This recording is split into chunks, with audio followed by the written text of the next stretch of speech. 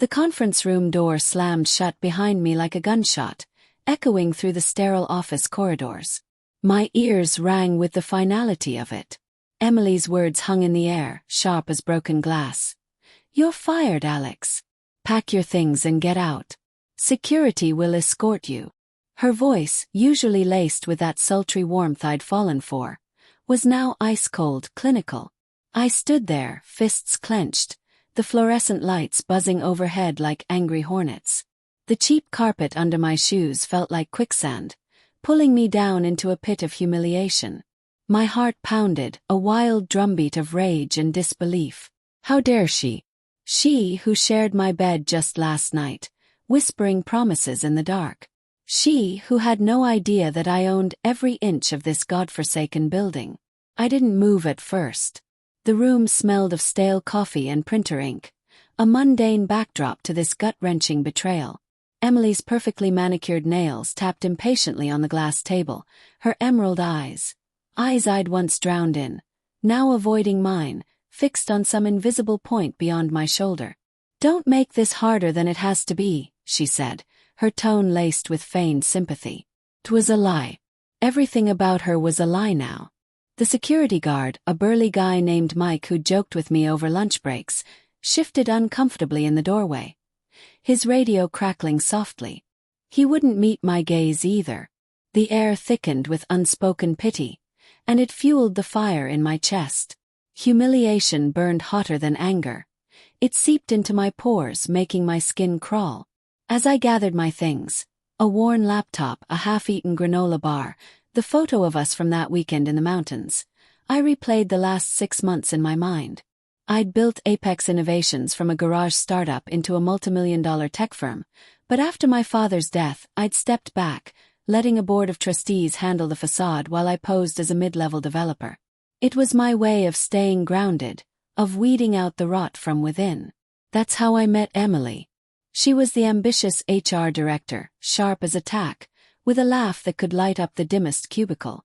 We started with flirty emails, graduated to stolen kisses in the supply closet, and before I knew it, she was in my apartment, her clothes scattered on my floor. I thought it was real. God, I was a fool. But lately whispers had reached me. Discrepancies in the books, funds siphoned to offshore accounts. Emily's name kept popping up in anonymous tips from lower staff. I'd confronted her subtly last week, over dinner at that Italian place downtown. "Work's been stressful," she'd said, twirling pasta on her fork, her smile too bright. "Nothing I can't handle." I'd let it slide, blinded by affection. Now, as I shoved my belongings into a cardboard box, the pieces clicked. She was covering her tracks, firing me to silence the one person who might expose her. Betrayal twisted in my gut like a knife, slow and deliberate. Heartbreak mingled with resentment, a toxic brew that made my vision blur. Outside, the city rain pelted the windows, turning the world into a smeared watercolor. I trudged to the elevator, box under one arm, the guard trailing like a shadow.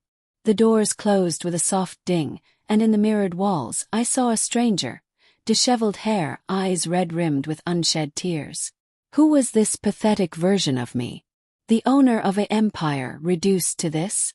Denial crept in first. Maybe it was a mistake, a HR mix-up. But no. Her words were deliberate, her avoidance calculated. As the elevator descended, fantasies bloomed in my mind, storming back in, revealing everything, watching her face crumple. Or something darker, ruining her career, her life, piece by piece. The thought sent a shiver down my spine, equal parts thrill and terror. Was I capable of that? The moral conflict gnawed at me. Revenge felt justified, yet it tasted like poison. That night, in my penthouse overlooking the glittering skyline, a place Emily had never seen, because I'd kept my double life hidden to protect our authenticity, I paced the marble floors, glass of scotch in hand. The liquid burned going down, mirroring the fire in my veins. Obsession took root. I pulled up the company's internal servers on my secure laptop, fingers flying over keys. There it was. Transaction logs showing funds diverted to a shell company in her name. Millions. My money. Our future, or so I'd thought. Heartbreak deepened into resentment, a black hole sucking in every happy memory. The way she'd trace patterns on my chest after sex, murmuring about dreams of a house by the sea. Lies. I slammed the laptop shut, the sound echoing in the empty room. Guilt flickered. Had I driven her to this by hiding who I was? Well, he chose betrayal. Cold resolve settled over me like a fog. I wouldn't act rashly. Revenge required patience, a slow burn that would consume her from the inside out. I'd start small. Anonymous emails to the board, hinting at irregularities. Watch her squirm. Doubt her every move. Make her question her sanity. The plan formed in fragments, each one laced with fear. What if it backfired? What if I lost myself in the process? The next morning, the city buzzed with indifferent energy. I sat in a corner cafe across from the office building, nursing a black coffee that tasted like ash. Through the rain-streaked window, I watched employees file in, umbrellas bobbing like black sails. Emily arrived at 8:45, sharp as ever in her tailored suit, phone pressed to her ear. She laughed at something, head thrown back, and jealousy spiked through me. Who was she talking to? A lover? A co-conspirator? I gripped the cup tighter, ceramic warm against my palm. Inner conflict raged. Part of me wanted to run across the street, beg for an explanation. The other part, the darker one, whispered of justice. Days blurred into a haze of surveillance. I hired a private investigator, a grizzled ex-cop named Harlan, who met me in a dimly lit bar downtown. The place reeked of spilled beer and regret, neon signs flickering like faulty memories. "She's careful," Harlan grunted, sliding a folder across the sticky table. Photos. Emily meeting a man in a park, their heads close. Kisses. My stomach churned. Names: Victor Lang. VP at a rival firm. Looks like corporate espionage on top of the embezzlement. Betrayal layered upon betrayal. Heartbreak evolved into obsession. I pored over the images at night, zooming in on her smile, the one she'd once reserved for me. Suppressed rage built like pressure in a fault line. I started my subtle assaults. An anonymous tip to the IT department about suspicious activity on her account. She called me that evening. My phone buzzed on the nightstand, her name lighting up the screen like an accusation. I let it ring, heart hammering. Voicemail. "Alex, we need to talk. This isn't what you think." Her voice trembled, a crack in the facade. Satisfaction bloomed, but so did guilt. Was I becoming the monster? Tension mounted at work, or so my moles reported. Emily grew paranoid, snapping at staff, her once flawless reports riddled with errors. I imagined her in her office, blinds drawn, fingernails digging into palms. The atmosphere there must have been electric, charged with unspoken dread. One evening I shadowed her home, a modest apartment in the suburbs, lights warm against the dusk. She paced the living room, visible through sheer curtains, phone in hand. Arguing with someone. Victor. The board. Rain drummed on my car roof, a rhythmic accompaniment to my racing thoughts. Doubt crept in. What if she was innocent, framed? But the evidence was ironclad. No, this was justice. Yet moral conflict tore at me. Revenge felt intoxicating, but it hollowed me out. Nights were sleepless, filled with dreams of her tears, my hands around her throat, not literally but metaphorically. I woke sweating, sheets tangled. Obsession consumed. I neglected my other holdings, board meetings conducted via proxy. Friends noticed my withdrawal, but I brushed them off. This was personal. A week later, the first crack appeared. Emily emailed the board, intercepted by my access, begging for a meeting. "Irregularities in HR budget," she wrote, her words frantic. I smiled in the dark, screen glow illuminating my face like a ghost. The slow burn was working. But as I plotted the next move, a whisper of fear. What if she fought back? What if she discovered my secret before I was ready? The boardroom smelled of polished wood and power, a far cry from the cubicle where I'd worked undercover. I sat at the head of the table, disguised no longer, in a crisp suit that felt like armor. The trustees flanked me, their faces a mix of curiosity and deference. Emily entered last, heels clicking on the hardwood floor like ticking bombs. She froze when she saw me, color draining from her face. The room's air conditioning hummed softly, but sweat beaded on her forehead. "Alex!" Her voice was a whisper, laced with shock and something deeper, fear? Recognition dawned slowly, her eyes widening as pieces fell into place. "Yes, Emily. Alex Thorne, majority owner of Apex Innovations." My words were calm, but inside rage simmered. The reveal was deliberate, timed for maximum impact. She'd called this emergency meeting to address the anonymous accusations, unaware I'd orchestrated it all. The other executives shifted, sensing the undercurrent. Harlan's reports had confirmed it. She and Victor had been siphoning funds, selling trade secrets. Betrayal's full weight crashed down, but I masked it with cold resolve. She sank into a chair, hands trembling as she clutched her portfolio. I didn't know. Dialogue hung heavy, revealing her vulnerability. "Why didn't you tell me?" Heartbreak echoed in her tone, mirroring my own from that fateful firing. But resentment drowned it out. Would it have mattered? I countered, voice low. "Before or after you fired me?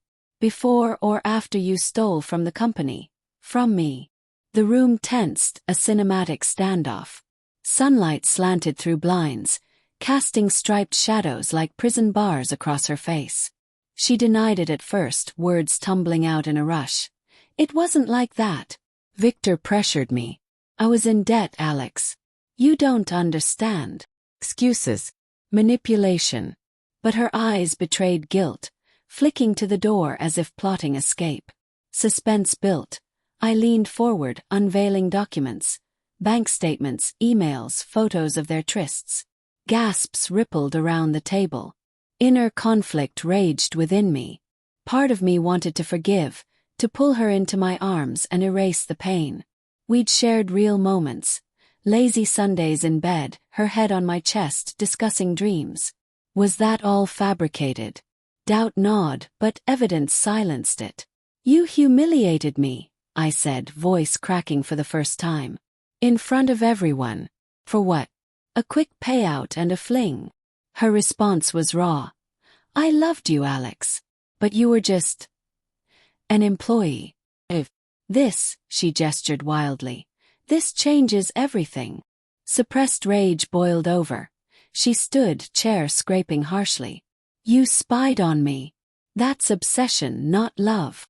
The argument escalated, voices rising like a storm. Board members intervened, but I waved them off. This was my revenge, personal and poetic. I detailed my plan. Audits, lawsuits, her termination. But as I spoke, obsession twisted into something darker. Fantasies of her ruin, blacklisted, penniless, flashed vividly. Yet guilt surfaced. Was I any better than her? Moral grayness enveloped us. Her betrayal stemmed from desperation, mine from wounded pride. Tension peaked when Victor burst in, summoned by her frantic text. He was slick, suited, with a smug grin that faltered upon seeing me. "What's this?" he demanded. Dialogue sharpened. "Your partner's exposure," I replied coolly. He lunged forward, but my security, restrained him. Emily crumpled, tears streaming. "Please, Alex. We can fix this." Heartbreak in her plea, but resentment hardened me. "No. You broke it." The payoff came swift and shocking. As police arrived, tipped off by me, Emily whispered a final secret. "I'm pregnant. It's yours." The room spun. Twist. Not Victor's but mine. Cold resolve shattered into chaos. Was it true? A paternity test would confirm, but in that moment, obsession yielded to fear. Had my revenge destroyed our future? Guilt flooded. Poetic justice tasted bitter. In the aftermath, as cuffs clicked on her wrists, I watched from the window, city lights blurring through tears. Revenge's consequences unfolded. Lawsuits, scandal, but also a child, innocent, complicated. Moral conflict lingered. Betrayal birthed vengeance, but love's remnants haunted. The company thrived under my open leadership, yet I was hollow. Emily's eyes, as she was led away, held not hate but sorrow. Unexpected. Perhaps her firing was protection, fearing I'd discover her mess and leave. Too late now. Years later, visiting her in prison, our child in tow, layers peeled back. Forgiveness. Not fully. But the slow burn suspense of life continued. Emotionally charged. Forever altered by that visceral hook of betrayal.